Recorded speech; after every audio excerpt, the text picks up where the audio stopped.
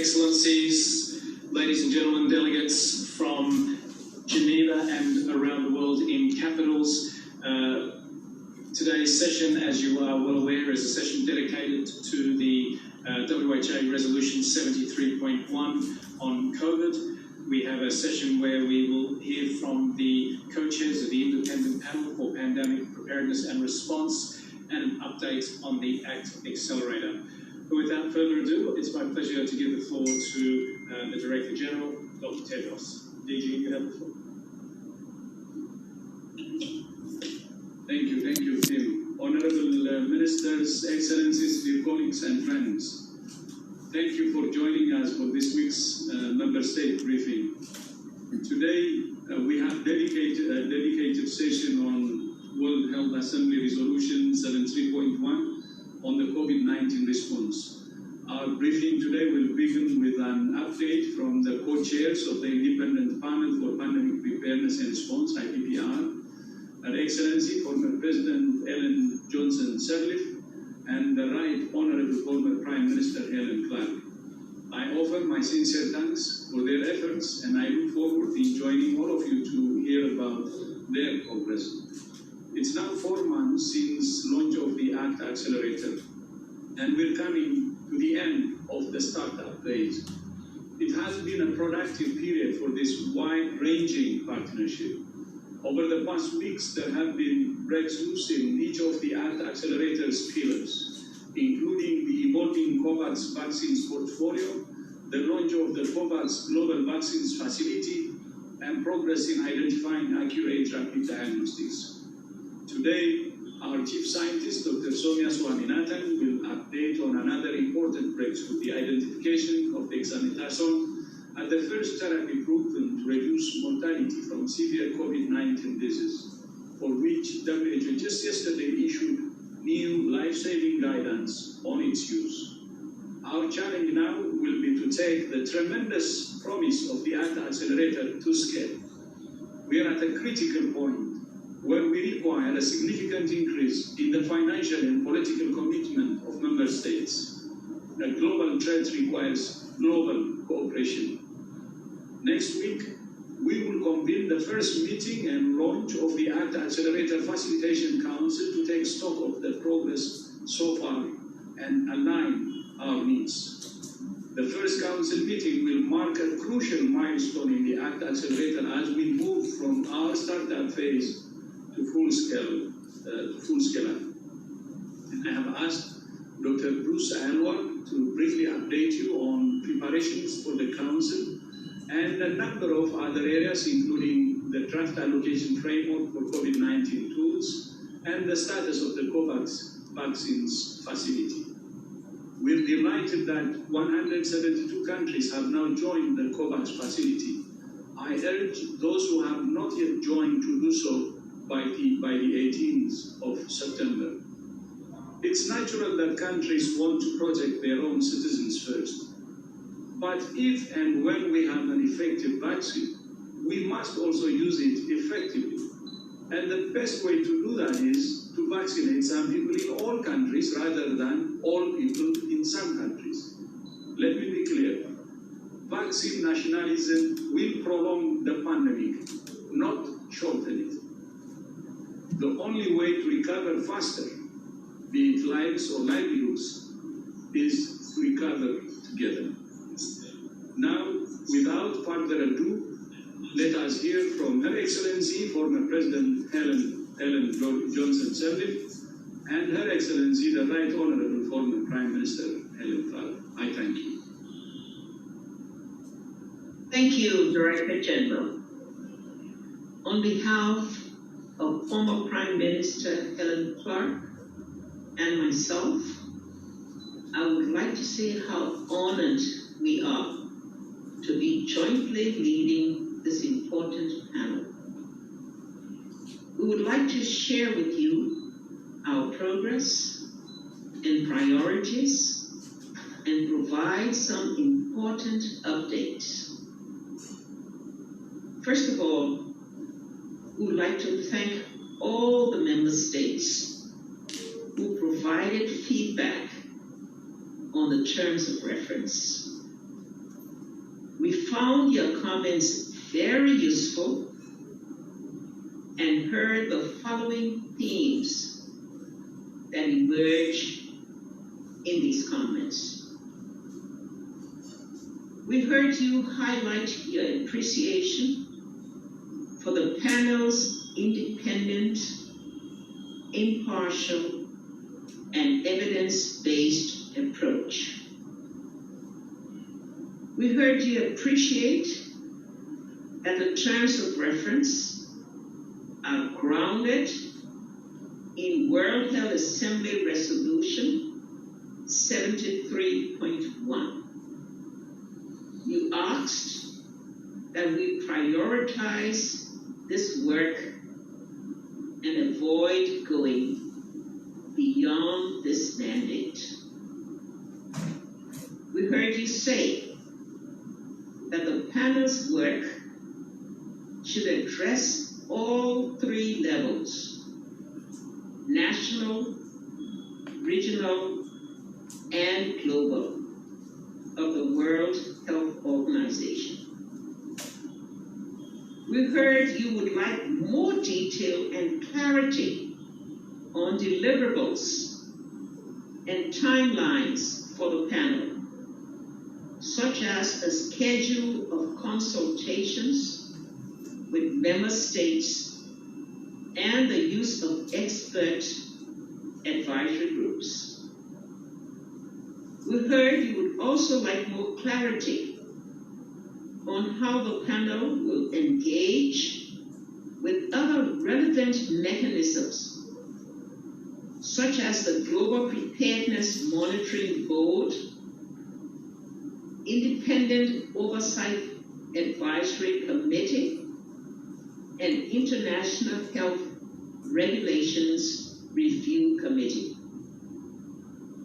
We also heard you would like the Executive Board to be kept closely informed about the progress of the panel's work, including at the upcoming Executive Board special session.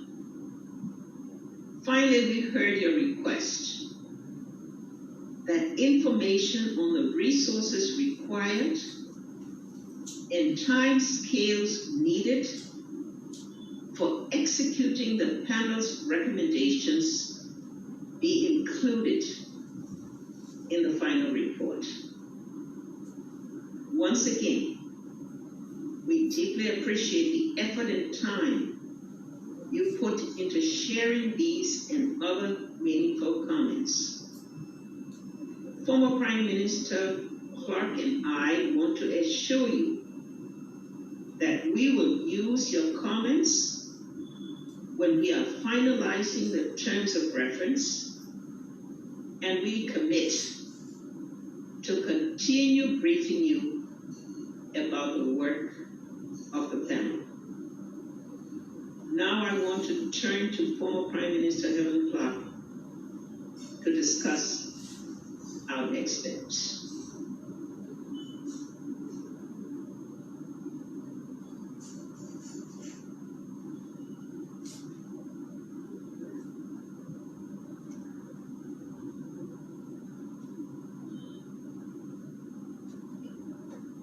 Thank you very much, Your Excellency Ellen Johnson Sirleaf. We understand we are having an issue with the connection to the Right Honourable Helen Clark. Jude, who is assisting with the moderation of the meeting, if I can just get an update for you on that situation. We're unable to connect. I'm then going to look to the Independent Secretariat for the panel and Dr. Anders Nordstrom. Anders, if I could then give the floor to you.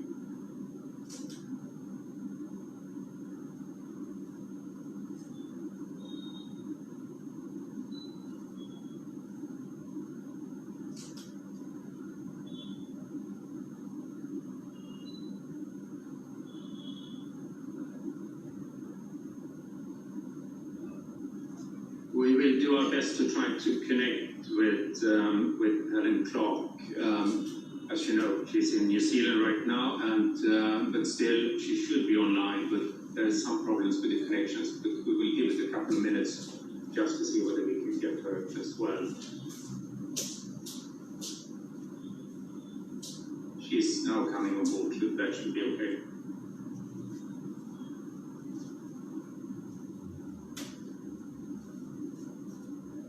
I can just, while we're waiting, introduce myself. My name is Anders Nordström.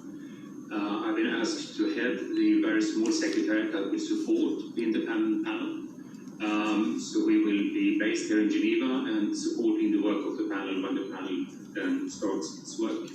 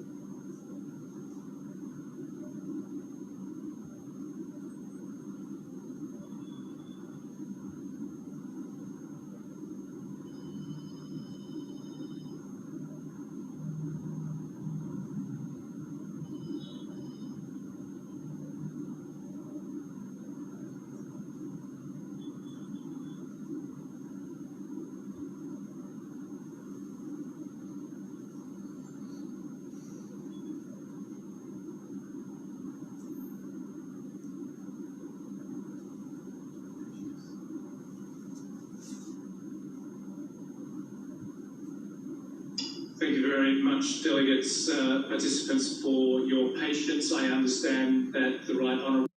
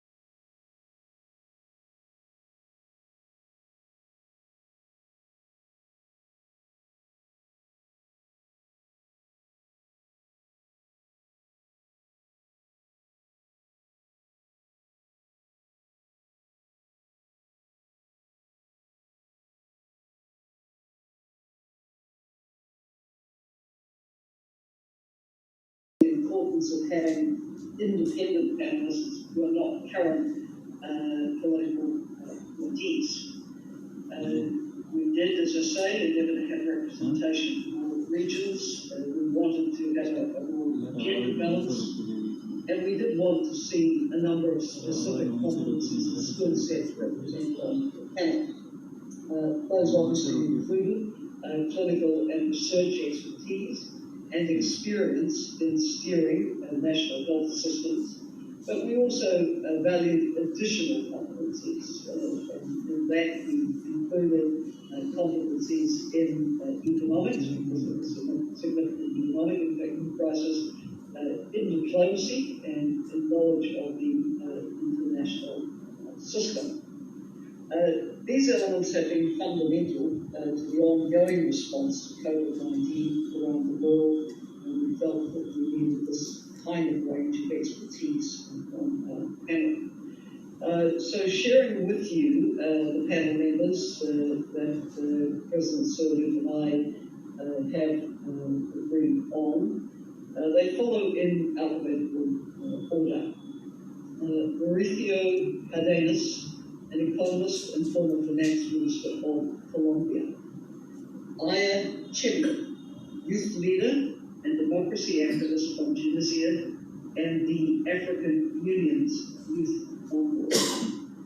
Mark Dybel from the United States of America, a professor at Georgetown University, former head of the Global Fund to fight AIDS, TB, and malaria, and also of PEPFAR.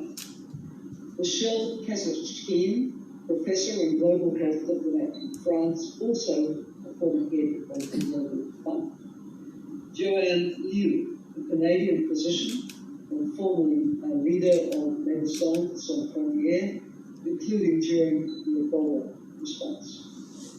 Precious Matsoso, former Director General of Health from South Africa and former chair of the Independent Oversight and Advisory Committee for the WHO's Emergencies Program. David Miliband, former Chief Executive of the International Rescue Committee and former Foreign Secretary of the United Kingdom. Thoraya Obaid, former Executive Director of UNFPA in Saudi Arabia. Preeti Sudan, former Secretary of Health of India and former Vice Chair of the Partnership for Maternal, Newborn and Child Health. Ernesto Zedillo, economist and former President of Mexico, and Shou Nanshan, Professor of Pulmonology, China, and Editor-in-Chief of the Journal of Thoracic Disease. Well, we are really very, very pleased that the members of this highly diverse and competent team, comprised of 7 women and 6 men, have accepted our invitations to join the panel. We look forward to convening the panel on the 17th of September and presenting to them the proposed work program, timelines, and deliverables for our work. We will also need expertise and knowledge from around the world to feed into the panel's processes. We do now have a website up and running, which we will be keeping updated. And we very much look forward to sharing more and interacting with you and seeking comment from you with respect to our work in the weeks and months ahead. The knowledge and suggestions of member states are very much welcome and important to us, and we do want to engage regularly. We will be present again at the next member state briefing organised by the World Health Organization, and we will also be providing an update of the special session of the Executive Board in early October. Thank you for your attention, and the President Sirleaf and I stand ready now to hear your comments and do our best to answer questions you may wish to put to us. Thank you very much, Right Honourable Helen Clark. I'm now going to ask for questions, comments from member states. Jude, as usual, will moderate those questions and comments. If you have any questions and comments, please use the raise your hand function in Zoom. We will take around 4 or 5 questions each round. And I'm going to ask Anders Nordstrom, please, to moderate this session and direct the questions to either of the co-chairs or the Secretariat, the Independent Secretariat, to respond. Jude, with that, can I have the first list of countries who have raised their hands, please? Thank you, Chair. We recognize the nation of France, Germany, Ukraine, the United Kingdom, and Canada. France, you have the floor, please.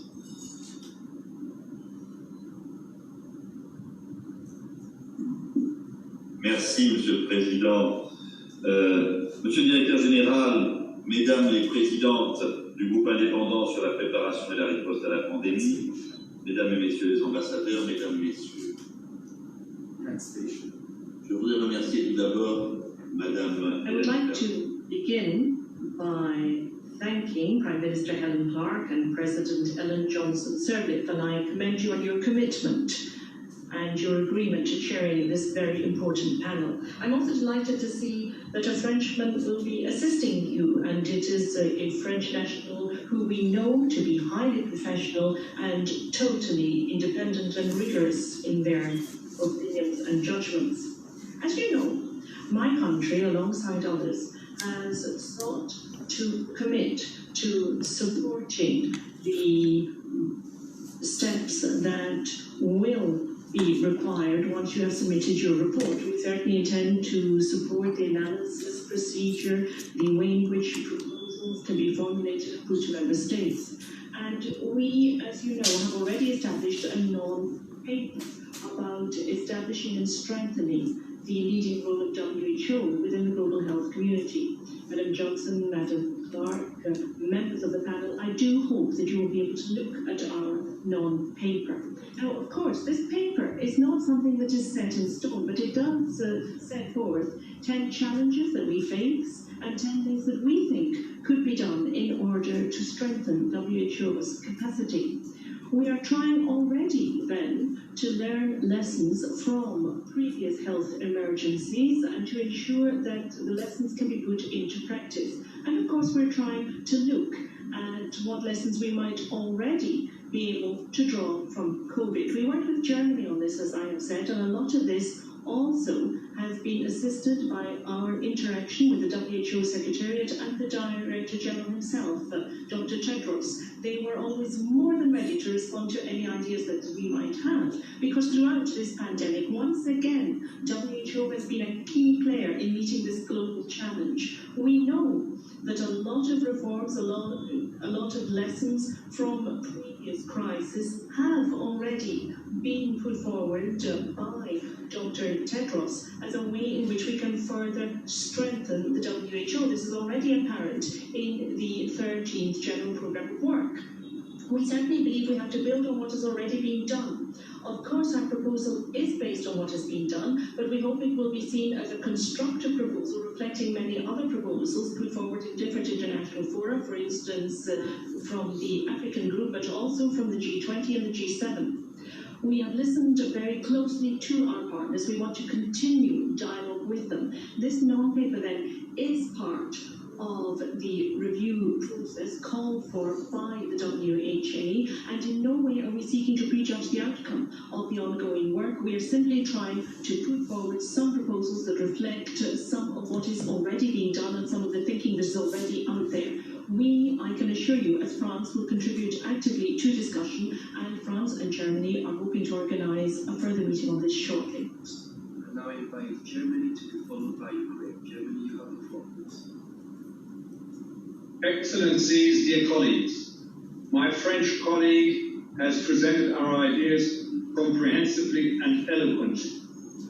Allow me also to congratulate the co-chairs of the independent panel and to thank them for presenting the panel members. Germany is looking forward to cooperate as closely as possible. Concerning the German-French non-paper, let me emphasize a few points, because it is also meant as an input to the work of the panel.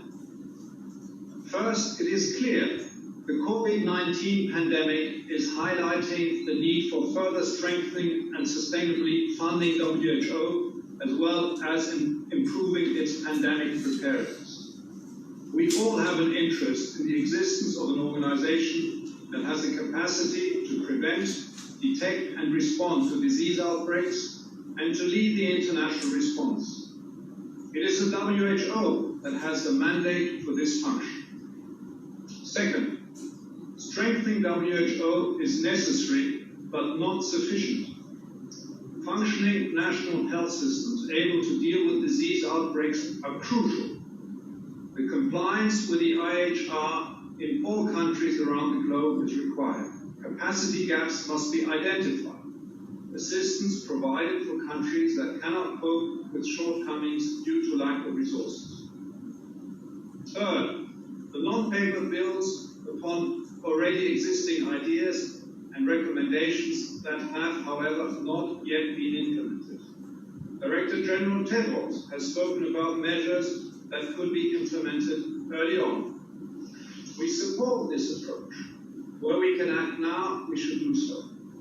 Where in-depth debate is necessary, we should not take any shortcuts, but let us use this window of opportunity and engage in this debate with a view to come to operative conclusions. Unless we undertake the necessary reform ambitiously and diligently, we risk being punished by a future crisis.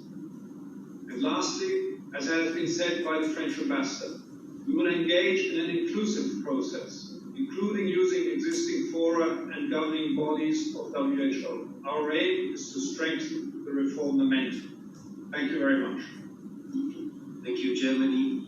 I now invite Ukraine to be followed by the United Kingdom. Ukraine, you have the floor, please.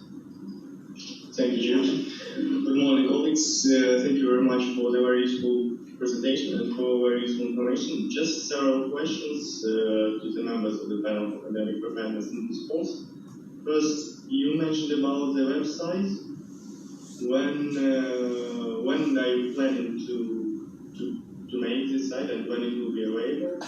And also concerning the members of this panel, unfortunately I didn't hear everyone. Maybe could you just share it with the member states? It would be very useful. Thank you. Thank you, Ukraine, United Kingdom. May I now invite you to take the floor, followed by Canada. UK, you have the floor.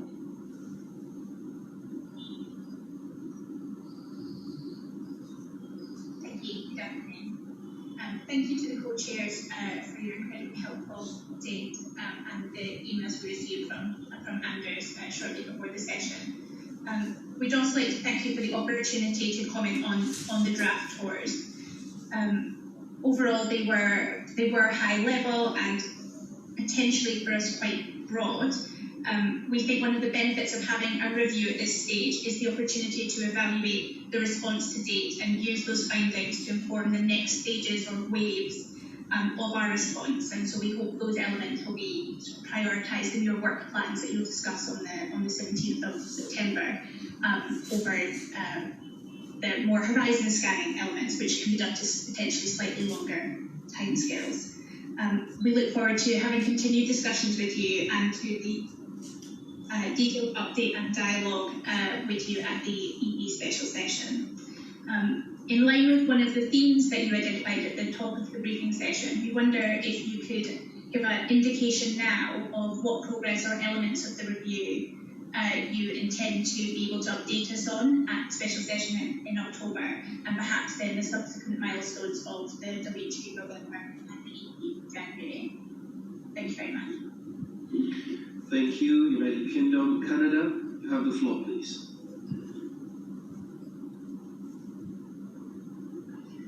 Good afternoon, colleagues.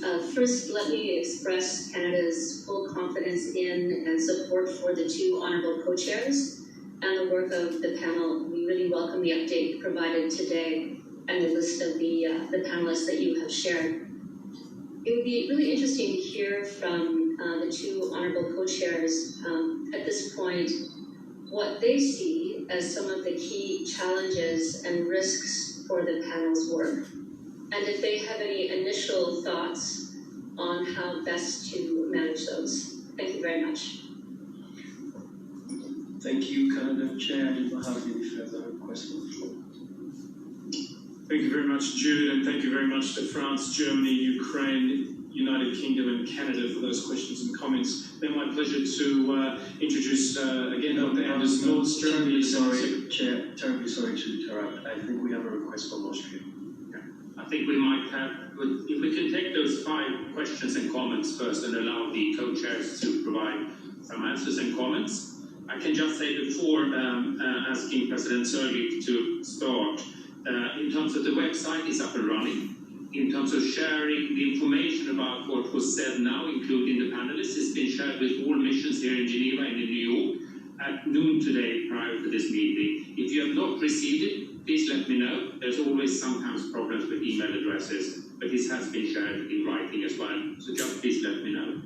President Sörling, would you like to start to provide some comments in terms of what we have heard?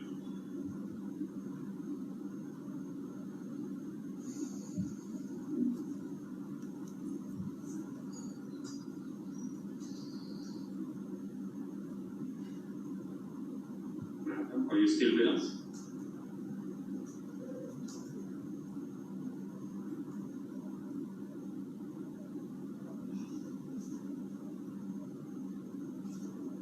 Connectivity is not with us today.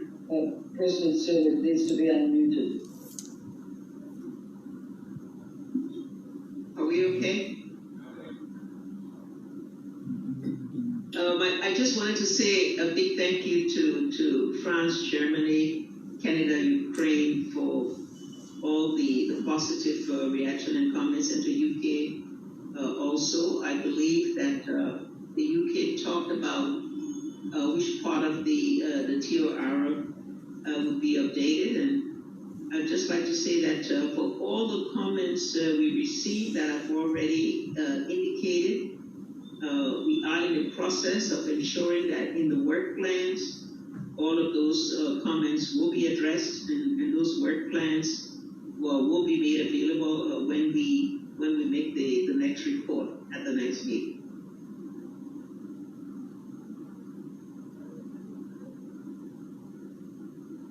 Just coming in, Anders, after President Sörling, Canada asked what are the key challenges and risks that we see. I think for my part, it will be to keep it focused. As we know, the pandemic has had a wide-ranging impact. We can't go down every byway. So keeping it coherent and focused, I think, is a challenge we take on. And secondly, of course, we do not want to politicise. So avoiding that risk will also be a priority for me. The United Kingdom asked what we would be likely to be briefing on, I think, at the Executive Board special session. Frankly, too early to say, but as we now accelerate our efforts towards the first meeting of the panel and putting to it what we believe our targets need to be in our work and process, I think we'll be in a position to give a good heads up next time. We're in a position to come brief Jim States. Thank you. Jude, we have Austria. Do we have somebody else? Okay, Austria then, please.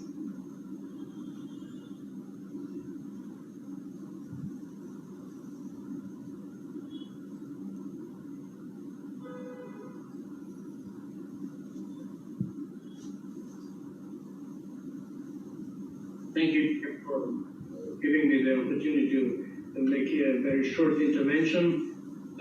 As a member of the Executive Board, I have to be honest, I'm deeply troubled and concerned how this whole process of setting up the evaluation and the panel was set up.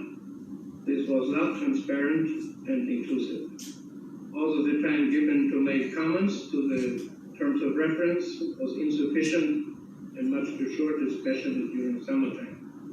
So I have the clear expectation that before finalizing the terms of reference and the work plan, the EB is properly consulted in October. Member state information is not sufficient when it comes to member state consultation. Excuse me if I have to say that, it's a very candid remark, but we have to be very careful what we're doing here. And I would like to have that this whole process is coming to a good end. Thank you very much. Thank you very much for that comment. Unfortunately, the Director General has to leave the room for a few minutes. I think he will be briefed about your comments and made aware about that, so that that could be dealt with at the special session of the Executive Board now in October. Thank you for your comment. May I add that we do take account of comments like this in cases where member states feel that they've not been properly consulted.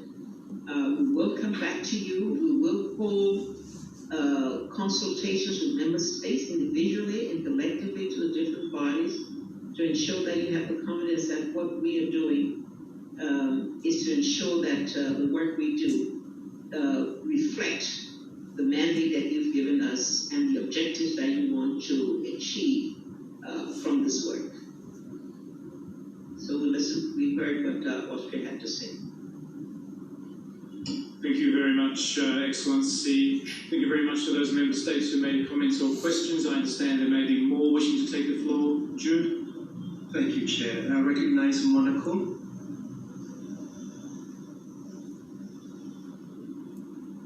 Oui, bonjour. Est-ce que tout le monde m'entend? Est-ce que je dois parler en français ou je dois passer? Can I speak in French or do I have to speak English?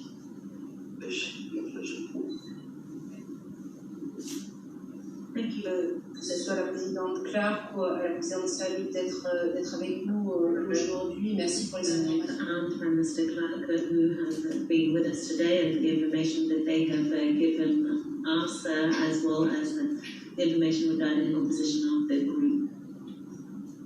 In previous briefings, we were given information regarding the committee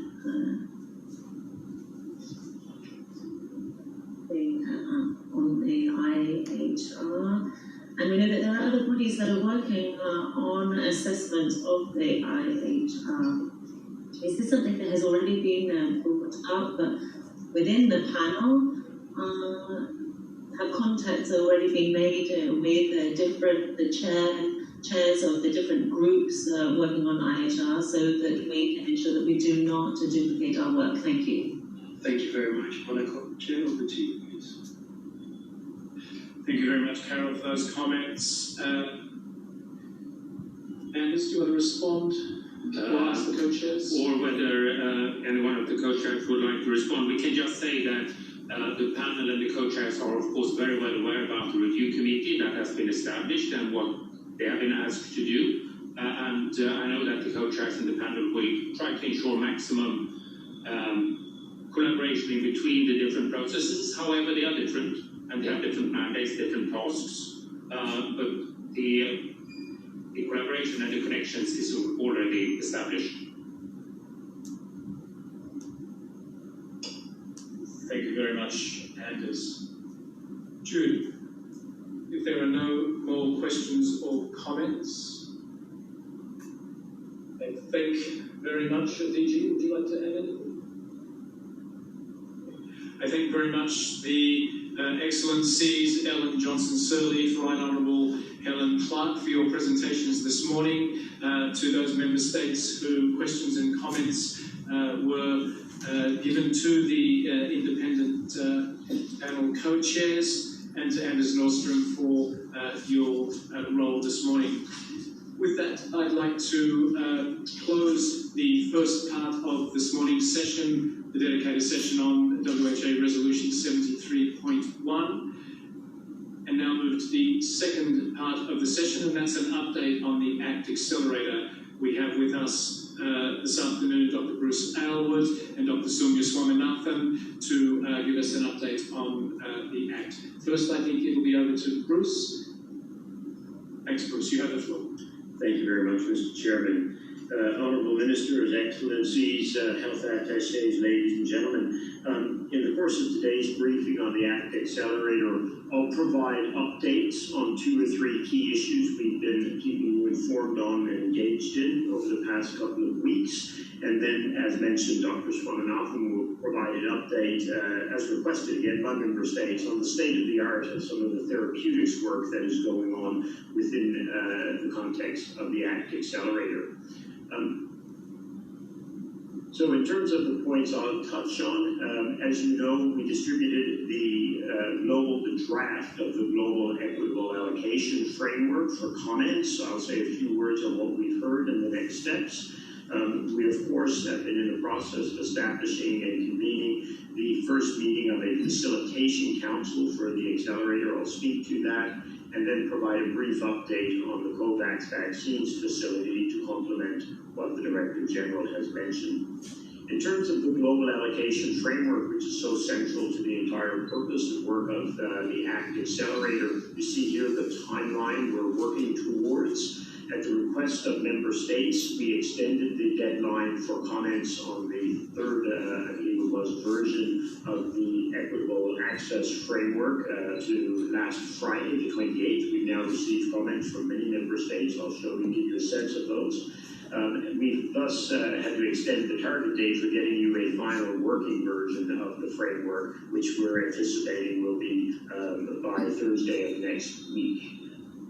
In terms of some of the major feedback we've received, I'd first like to thank, on behalf of Mariangela Samau, our ADG, who heads this work and is not available today, just to provide some brief feedback that she and her team will be incorporating over the course of the coming week. So first, in terms of the overall framework, there's broad support. I think a lot of interest as we look at how this applies beyond vaccines, because the specific issue of vaccines was what was emphasized within this version of the framework. In terms of the goals and priorities, there was a request for further clarification on the numbers of 3% and 20% targets, which is relatively straightforward. And then also a request that we make it very clear in the document that countries would themselves decide within countries what populations would be prioritized while recognizing the rationale for the 3 and 20% targets. There were also then questions of clarification on the timing, the allocation logic, and some of the operational issues which you see listed here, particularly with respect to the stockpile and how that would be used for humanitarian settings, and then some specific questions on the governance of the mechanism and how that links to the COVAX facility. So all of these issues have been taken on board. Some of them, and a number of them, are actually in the document already, but clearly without sufficient detail or presented in a way that made them readily accessible. So this is great guidance that we'll take on board now as we move forward. We have the next version for you by the 10th. So in terms of the ACT Facilitation Council, first, we've been asked by a number of member states about the planning for this, especially those which would be represented on the council. The formal invitations are out today, although there's been informal discussions with many of the members. Attached to those are the terms of reference, which we will also make available to all member states, the draft terms of reference as a promise, and we'll try to get those out in follow-up. Perhaps we can do that, Tim, to this meeting. We could also post the terms of reference for the Facilitation Council. These terms of reference will be in draft until they're reviewed by the Council itself next week. We'll have a short briefing tomorrow morning for those member states that are actually participating in the Council to just help for the preparations, because this is such a very short time frame for a meeting like this. Then we'll be getting out some of the key documents on Monday. That will be the status report on where we are with the ACT Accelerator. It's a brief report, what's been achieved in the startup phase over the last 4 months, as well as the plan, especially for the next 3 months, the critical things that need to happen over the next 3-4 months to keep us on track as we move from the startup phase to what we now call the scale-up phase. And that requires big decisions now, and really at a political level about investing in the Council, and then also collaborating through some of the mechanisms established by the ACT Accelerator to be able to ensure equitable allocation of these products. So we'll also share those, the investment case, as well as the status report and plan with all member states. We'll make those available on hopefully Monday evening at latest. They're relatively brief, concise documents that will help give people a better understanding where we are, where we're headed, and what the challenges are as we move forward.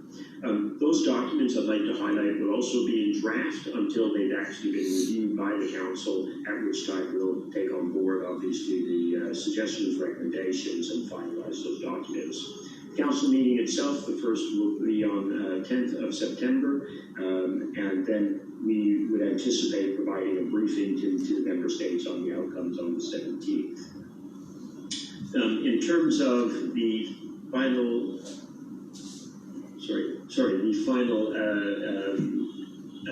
council composition, you see it represented here, and it'll be available in the documents afterward. We reverted to a couple of additions and adjustments, and have made those as you see reflected by the small arrows on this on this page. And then we'll make that available right after the meeting. The last point I wanted to make was just in terms of the COVAX vaccines facility. Of course, we had an important date this week, which was, pardon me, if we can go back to the slides for a moment.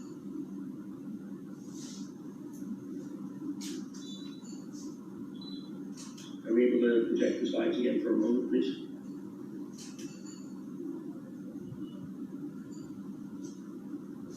I will try and not skip past the last slide. Sorry, a bit of delay here.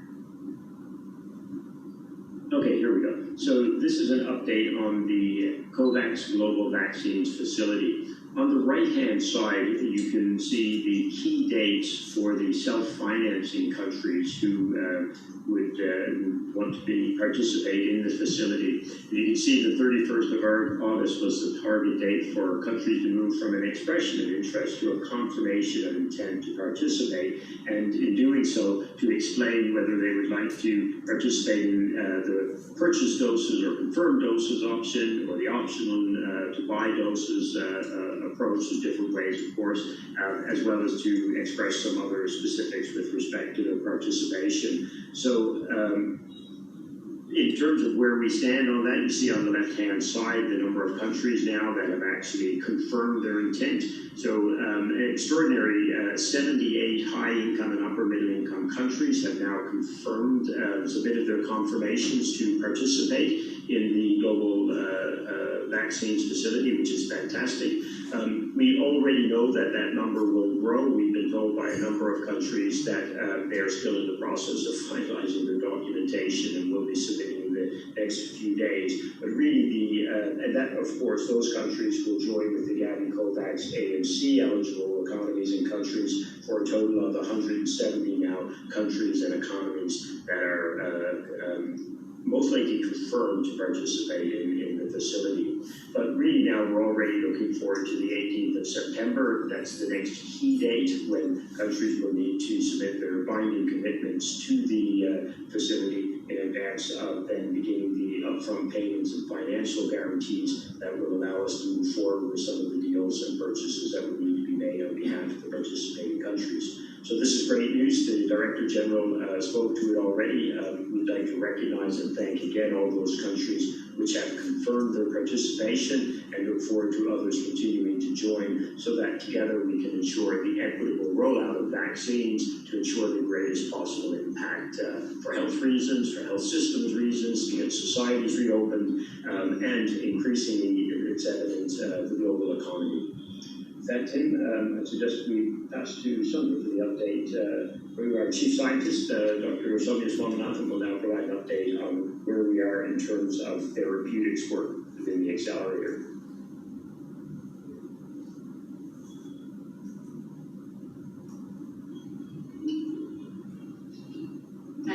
Thank you very much. Good morning, good afternoon, and good evening to your excellencies from all over the world. What I'd like to do today is to provide you an update on the therapeutics that we are evaluating and making guidelines on, and spend a little bit of time in talking about the process that we use to update our evidence and make guidelines, because this is something that's very critical and is a core function of our norms and standards work. Will you point this, Bruce? So the key principle behind WHO's guidelines and recommendations is, of course, to ensure the rigor, the quality, the speed, and the design so that we can have the maximum impact. And as we all remember, one of the key transformation decisions in 2019 was that all the normative and standards set in products should follow a fit-for-purpose, quality-assured process, and it should be clearly assessed against the needs and priorities of the member states and be linked with country impact. And so when we set up the Quality Assurance of Norms and Standards Department within the newly created Science Division, we had several new functions that were enabled, including prioritizing the global goods. So trying to reduce quantity but improve the quality through a 3-level mechanism, working with our regional and country offices, making sure that we have a standardized process, that every product goes through standardized and quality assured development pathway using the most up-to-date and relevant methodologies, and that there is, of course, this new department, the Q&S department, which is basically an enabling and cross-cutting department that supports the methodological work on quality assurance. It ensures monitoring and evaluation and manages joint planning. And we will see how this is really played out now in doing guidelines during an emergency. It's very hard. Okay, maybe someone will control it for me. So the main agreed principles, 2 stages. So first is the planning stage, where of course the technical department that is wanting to produce the new guidelines comes up with a proposal, and depending on whether it's a data product or a research product or a normative product, it goes through either the data and delivery division, it goes through the research for health department or the norms and standards department. In the case of emergency guidance, the emergency program is responsible really for both planning and implementing it. And then towards the end, when the product is ready, it goes through an executive quality check. And then the final quality assurance is provided by the science division. And some of the principles behind it is really, is there a clear process that's being used? Have the methods being appropriate? Is the reporting and presentation in the right format? And is there a plan for both impact and evaluation of the new product? Now, during a public health emergency of international concern, there is, of course, a need for speed, but at the same time, we have to keep the focus on the rigor of the scientific process. So the processes that WHO normally uses is the SAGE, which is a scientific advisory group of experts on immunization that makes recommendations on vaccines use and will do so for the COVID vaccines as well. Then the Guideline Review Committee, which generally reviews all guidelines that provide a recommendation either for a clinical or a public health question. And now the newly created Publications Review Committee, which reviews the emergency rapid advice or interim guidance. If there's limited evidence, then we do an interim guidance. And this is a much more a faster process. It's an expedited process, but it uses the same criteria that the Guideline Review Committee uses. And supporting and helping this is now this new collaborative, an evidence collaborative for COVID-19 network, or the ECC-19. This is a voluntary consortium. Currently over 190 experts from more than 90 organizations are contributing to the evidence retrieval and evidence synthesis.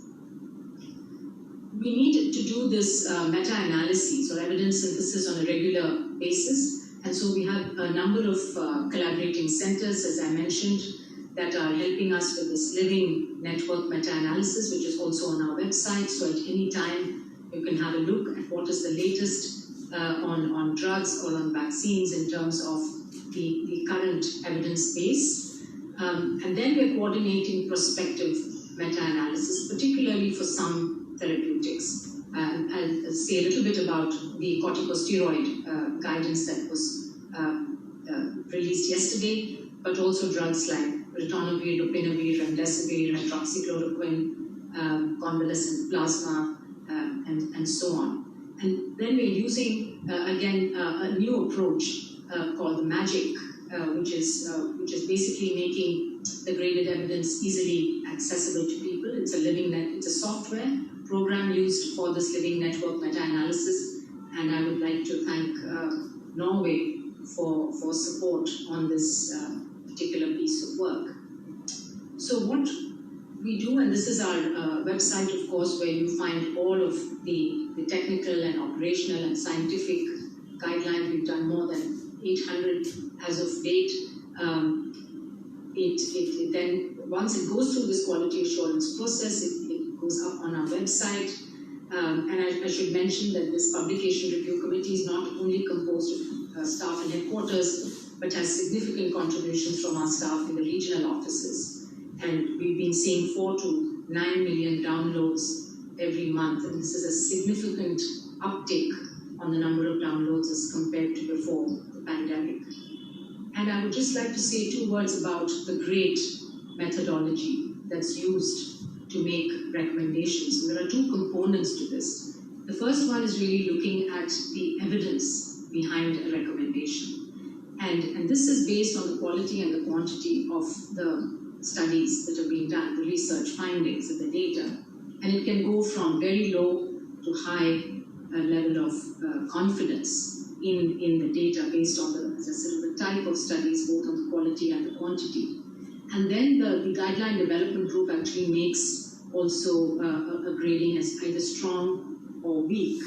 And this is based on the quality of the evidence, but also based on other factors that they take into consideration. And you probably can't read this very well, but essentially when we say something's a strong recommendation, what it means for patients is that most individuals in this situation would want this recommended course of action. And for policymakers, it would mean that in most countries and situations, this guideline would be implemented and would go into policy. Whereas a weak recommendation is, again, needs to be viewed in the context. There are risks and benefits that individuals or policymakers might want to look at before they decide whether or not to implement that particular guideline. So let's run ahead. So yesterday we released the guidelines on the use of corticosteroids.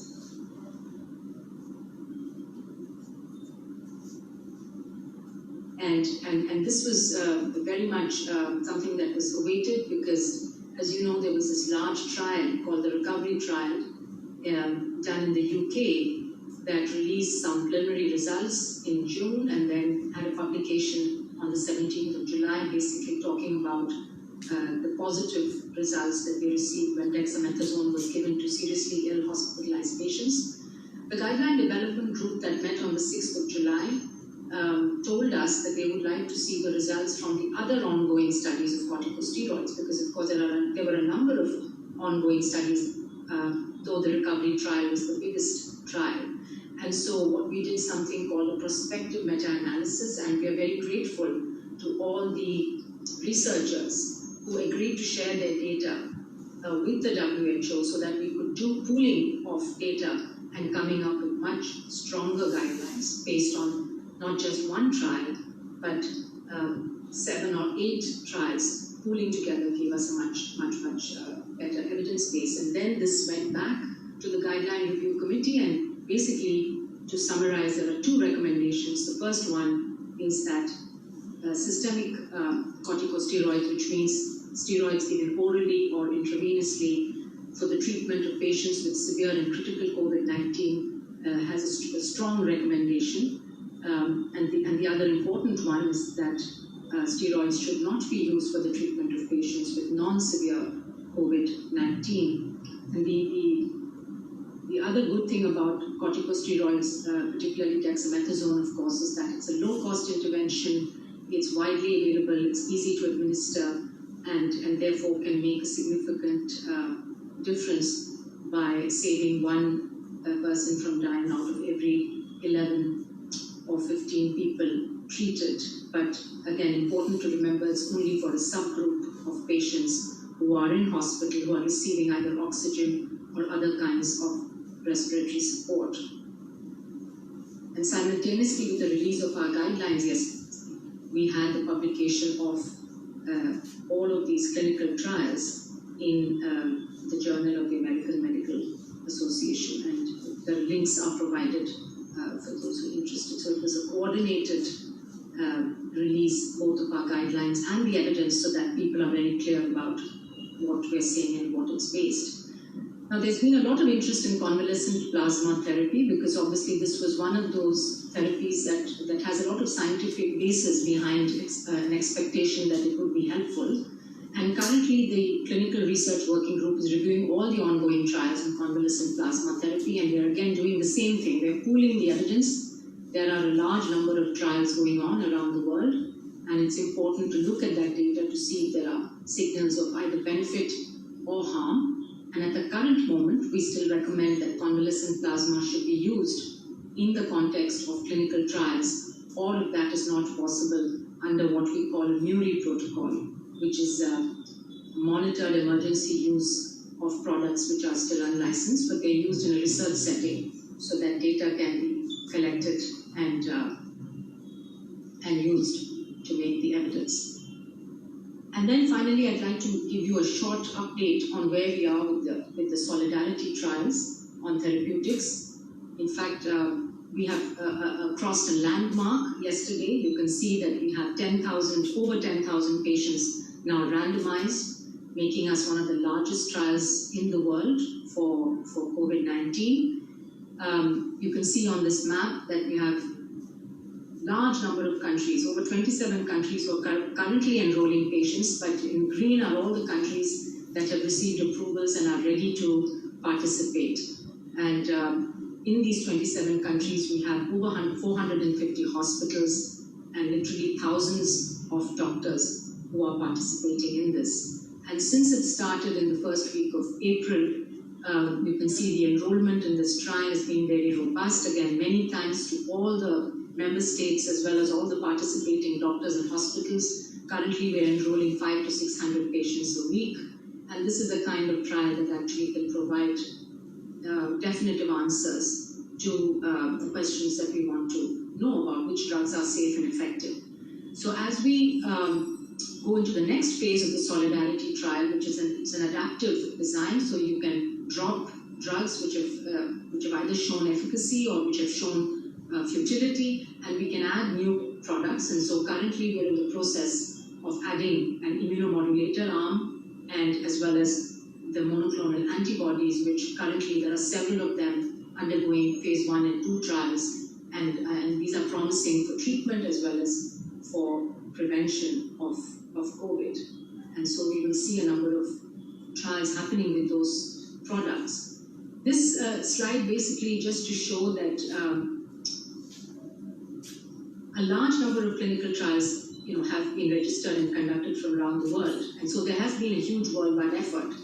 And this is a very good thing. But the downside, of course, is that you have too many small trials which are unable to recruit, which cannot complete, or which come up with inconclusive results. And so while it's really good that so much research is happening to add to the science and the evidence base on COVID, and we've learned so much in the last 8 months, there is a need for better coordination both nationally and globally in order to do trials which are efficient, which provide the right answers in a timely manner. And so my last slide is really to talk about why we would need something similar for vaccine candidates, and we're in the process of discussing with many of you. The solidarity trial for vaccines would be conducted through a network of networks based in different regions and countries. It would be again a joint collaborative global effort with several co-sponsors, with several co-funders, evaluating many different vaccine candidates, trying to give the best possible chance for all vaccines to prove efficacy and safety, enrolling participants at sites with high rates of COVID-19 so that you can get results within a few months of introducing a new vaccine into this platform. It would be run and multiple vaccine candidates could be tested against a common control arm, thereby eliminating inefficiency of designing and conducting separate trials. And again, would show global solidarity, international collaboration, and countries' commitments to really achieve the goal of having safe, effective, affordable, and accessible vaccines for COVID-19. So I will stop there, and Bruce and I will be happy to answer questions on these two presentations. Thank you. Thank you very much, Soumya. Thank you very much, Bruce. Again, Member States, delegates, excellencies, if you do have a question for either of our presenters, please raise your hand in the Zoom chat function and Jude will take a list. Over to you, Jude. Thank you, Chair. We recognize Ukraine. You have the floor, please.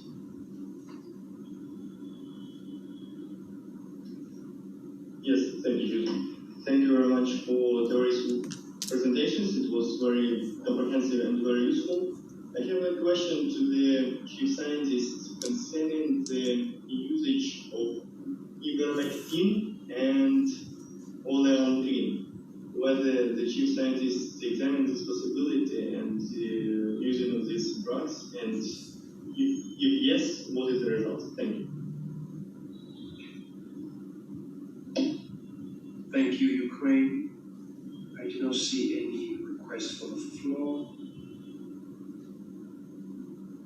Chair, over to you, please. Thank you, Jude. Over to Soumya, please, to take that question. Thank you, Ukraine. I did not hear the name of the second drug. I did hear ivermectin. Could you please repeat?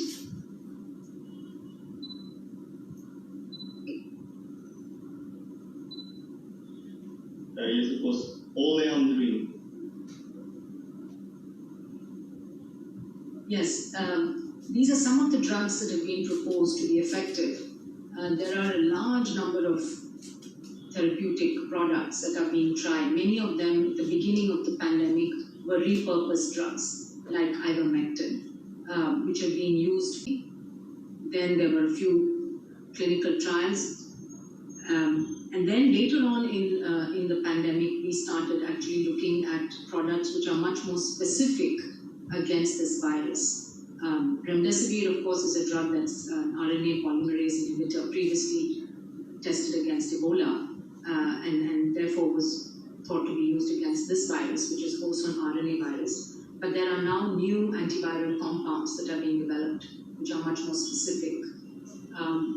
There are also biologics, the monoclonal antibodies, which are more highly specific than the convalescent plasma or hyperimmunoglobulin. So in terms of the ivermectin and the oleandromycin, there are at present really no evidence to support or to refute their use for this indication for COVID-19. As I mentioned, we are constantly doing a living systematic review, which is also available on our website. And so if you go there, you can look at any drug or any class of drugs and look at all the clinical trials that are going on around the world and what the results are currently. And as soon as there is an evidence base for any drug, we will update our treatment guidelines. Maria might want to add to this. But at the moment, we do not recommend the use of any specific drug for COVID-19 because there just has not been that evidence base. But over the next few weeks, as I mentioned, we will be looking at lopinavir, ritonavir, at remdesivir, at hydroxychloroquine, and our guideline development group will come up with recommendations on those drugs. Thank you. Thank you, Soumya. Back to Jude. I understand there's another member state wishing to take the floor. Mexico, you have the floor, please. Thank you, and thank you for both presentations. We also have a question for the chief scientist. We saw the article published in The Lancet about the solidarity trial on vaccines. And in the article, it is mentioned that 250 sites will be participating or are interested in participating. Could you please provide additional information on how we can obtain additional information on how countries can participate, and when do you foresee to start enrolling patients for this trial. Thank you. Thank you, Mexico. I recognize Canada. You have the floor, please. Thank you very much, Bruce and Dr. Sumia, for that. I have a somewhat unrelated question, but I hope that someone will still be able to answer. We have a specific question on flu vaccination, and Ottawa was wondering, does WHO plan to update guidance on flu vaccination in light of COVID-19, particularly as it hasn't been updated in many years? Thanks very much, over.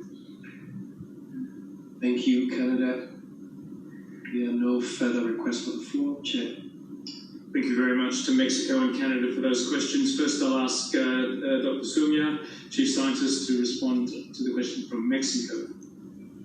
Yes, thank you very much, Mexico. I think that's a very good question. So a few weeks ago, we had put out on our website a call for sites that might be interested in participating in the Solidarity vaccine trial. We also had on our website the core protocol that had been developed again by an international group of experts. We have the target product profiles for the vaccines, and also we have criteria for prioritization of vaccine candidates for inclusion in this trial. So in response to that, the announcement, we had interest from over 250 sites from all around the world. And they've been on calls with the team here, basically trying to learn and understand more about how this trial would work. What we would do subsequently really is to write to member states that are interested. So I encourage you to please write to me if you're interested in being part of the Solidarity vaccine trial.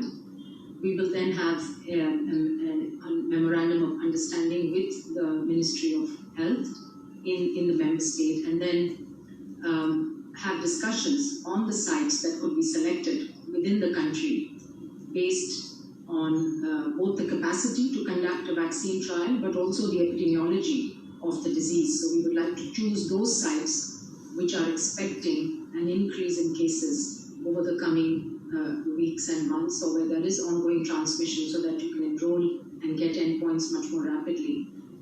In terms of timelines, currently we have received from 17 different manufacturers and developers of vaccines an interest in having their candidates be part of this trial. And so we've again set up an independent expert group that's evaluating the dossiers of all of these different candidates, and will come up with a prioritization. We could start with maybe 1 or 2 or 3 candidate vaccines, but the idea is, as more of them complete phase 1 and phase 2 and have enough data for this committee to look at, we would then potentially be adding more vaccines to the trial platform. So the timeline is perhaps 4 to 6 weeks from now is when we would really aim to get started, and so this is a good time to start discussing the details with the Ministry of Health as well as with the participating sites within the country. So I will be very happy to provide more information and to have a one-on-one discussion with those who are interested in learning more about the Solidarity vaccine trial. Thank you. Thanks very much, Sumia. And to the question from Canada in relationship to flu, I'd like to introduce Dr. Maria Van Kerkhove for the first time today. Maria, you have the floor. Thanks, Tim, and thanks, Canada, for the question. So yes, the flu recommendations are always reviewed to look at the risk groups that are recommended, and the same risk groups for flu this year apply as they did last year and in many years. I think what is really, really critical as we enter into the flu season in the Northern Hemisphere is that flu vaccination uptake is increased, and that we try to maximize flu vaccination this year. There are a number of reasons for this, but I think most obviously the flu vaccine protects against flu. But secondly, given COVID-19 circulation as well, there will be a very difficult clinical picture for an individual and for frontline workers who are dealing with patients with respiratory illness. And so as much flu vaccine that can be administered, I think this will be very beneficial for not only flu, but for COVID going into the fall. So we do stress the importance of flu vaccine. But just to also say that we do always review the recommendations that we put out in light of should there need to be any change. But the risk groups that we recommend for flu vaccination still remain the same. Thank you very much, Maria.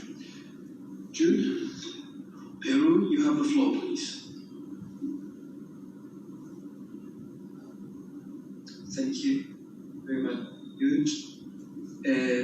A quick follow-up question to Dr. Sumia based on her response to the very particular question posed by Mexico.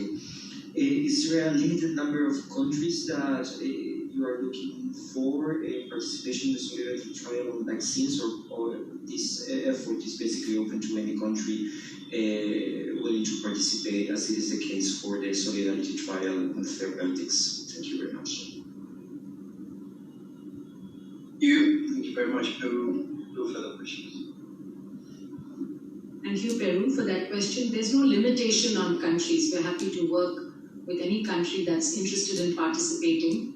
Of course, as I mentioned, the prioritization of sites would be based upon a number of criteria, including the presence of ongoing transmission, and then the capacity for participating, for the capacity to have conducted trials, or experience in having conducted trials, the willingness, of course, of the government to support and be a co-sponsor for the trial. So those are the kind of criteria which are much more practical and operational criteria. But in principle, we're very happy to work with anyone, any country that would like to be part of this. There are absolutely no restrictions. Thank you. Thank you very much, Sumia. With that, if there are no further questions or comments from member states, I'd like to thank all the panelists again today, and thank you very much to member states for your engagement on what has been a very exciting and interesting session dedicated to Resolution WHA 73.1. Just a heads up that next week we will not be having a session on COVID, given that it's the Regional Committee of the Southeast Asian region of WHO taking place, and also that it is a holiday here for many of us in Geneva. So with that, I thank you very much for your attendance today, and look forward to seeing you in 2 weeks' time. Thank you very much. Next week there is no meeting? No meeting. Already in Geneva? Holiday in Geneva and the RC is here. This regional committee is happening all over the world?